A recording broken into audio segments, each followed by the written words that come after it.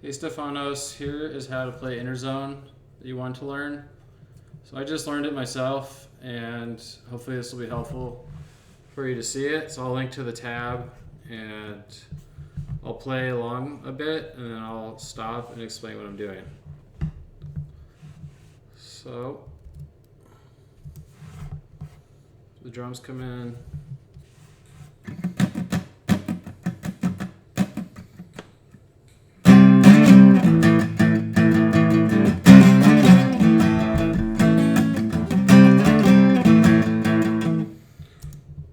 So that's like the main chords, is just 3 power chords. So you gotta know C5. And I don't have my electric, so I'm gonna play on this acoustic. So C5 is 3rd fret, 3, 5, 5. And then you also need to know D5, 5, 7, 7.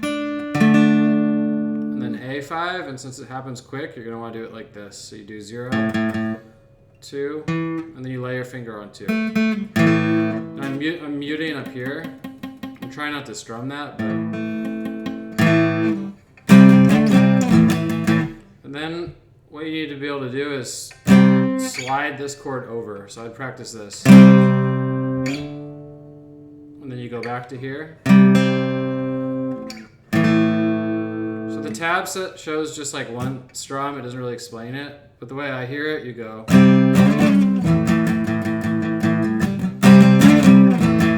So it's like.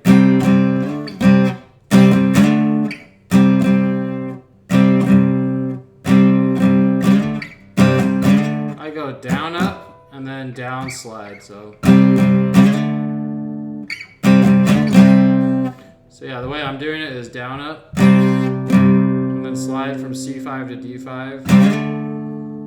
And then back to C5 without sliding. And then all down strums right here. And sometimes like I just do like a single slide, I notice, as I play along to it. But most of the time I go.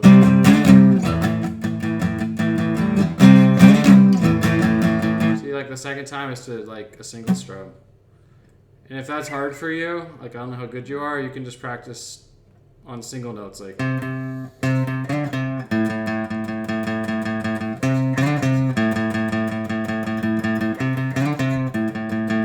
I figure stuff out is just play like the single note. So 0, 3, so 3, 3, 3 to 5, back to 3, 0. Then after that, there's like a little riff. I'll link to both tabs. One tab doesn't, the better tab for most of the song doesn't have this first riff.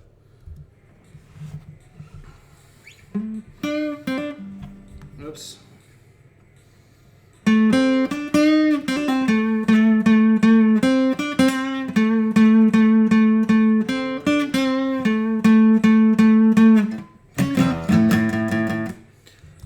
So the riff is just 3 notes. One way you can do it is the way I just did. You start here on 7th fret on the D string. Then you go to 5th fret on the G string. And then the 7th fret on the G string.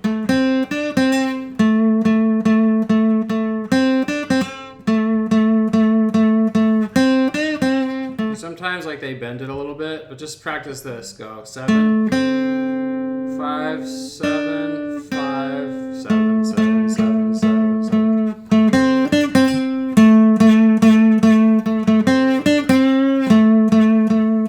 And in one of the tabs they have it, you can, this note is the same as this. So you could go.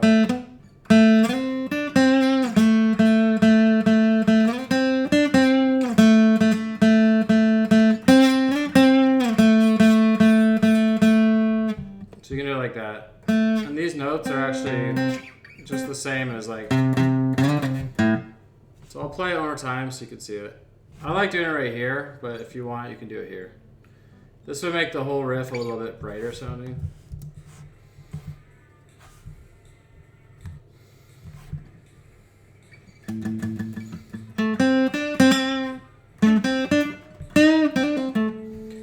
And actually, the first time he goes like this.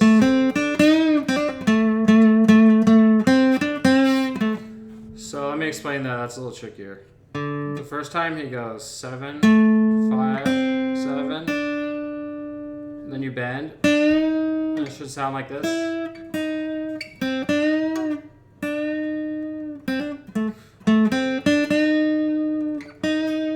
Actually just bends to the 8th fret. So you go 7, 5, 7, and then you do a hammer on.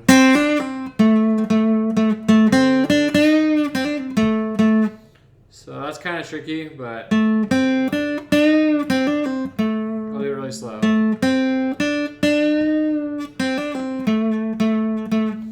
So let me play the riff again. Sorry I messed that first part up, but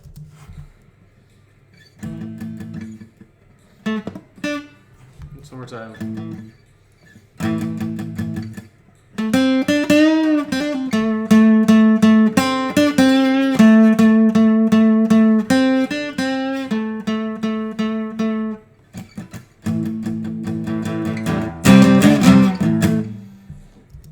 So now you have the 2 of the riffs down, hopefully, and there's one more riff.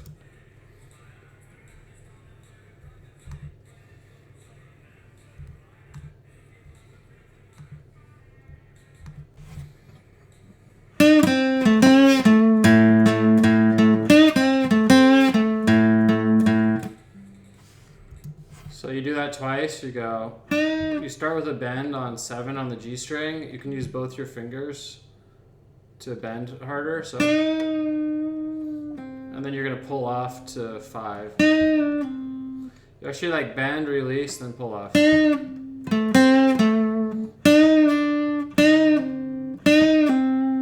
it's like, and I wouldn't worry too much about it, just pull it and then release. And then you go down to 7. So you do bend on 7 to 5, 7 down on the D string, up to 5 again, then back to 7, and then you go 0, 7. This is in the tab.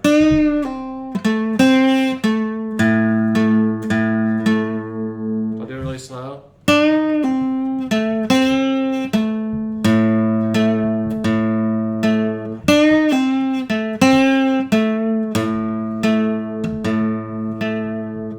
And then it's going to go back to...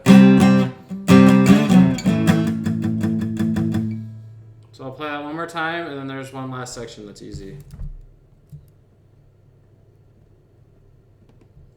All right, so let me back.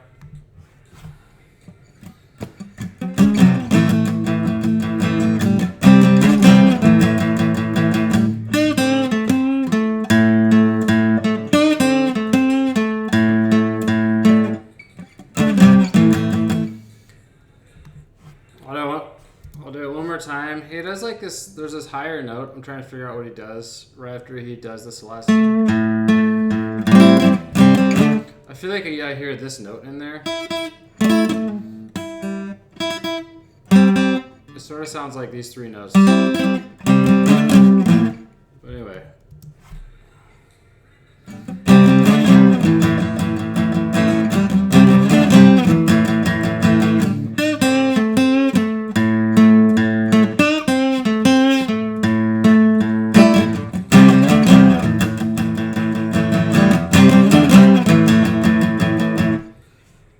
And then does that for a while.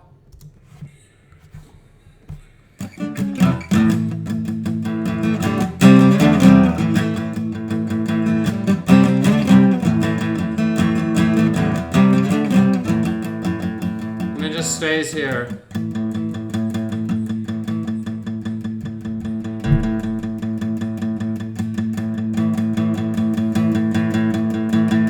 Just does this for a long time. So that's it. I hope that was helpful. If there's anything that's confusing, just let me know. All right.